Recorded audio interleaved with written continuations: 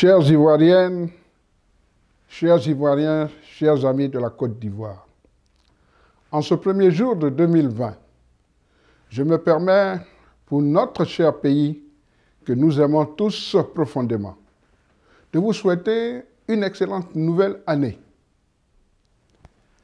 Je souhaite qu'elle soit pour chacun et chacune d'entre nous à la mesure de vos rêves.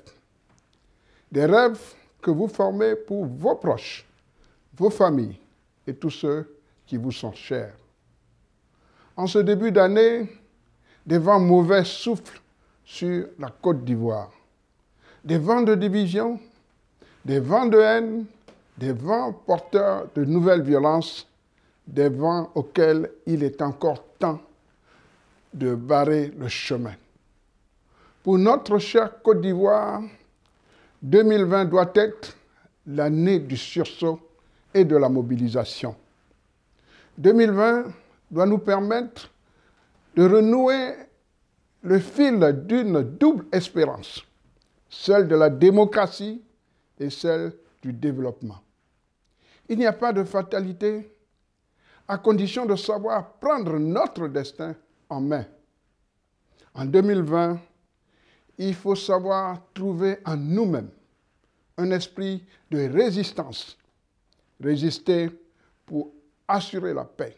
En ce début de la nouvelle année, rien n'est joué, rien n'est perdu, à condition de le vouloir vraiment.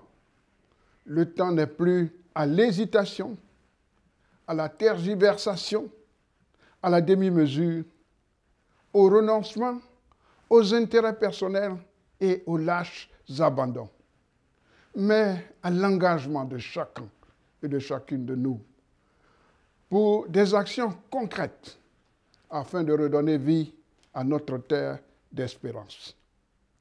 Je forme pour 2020 le vœu d'une vraie réconciliation avec le retour de tous les exilés et la libération de tous les prisonniers politiques. Je forme pour 2020 le vœu d'une passerelle démocratique, une transition pacifique, démocratique bien sûr, qui évite à la Côte d'Ivoire de sombrer dans les nouvelles violences. En cette année 2020, où nous fêterons les 60 ans de notre indépendance, je forme le vœu qu'ensemble, nous sachions retrouver l'esprit de fraternité et de paix. Notre destin est entre nos mains, sachons le saisir. Bonne et heureuse année à tous et à toutes, et que Dieu bénisse la Côte d'Ivoire.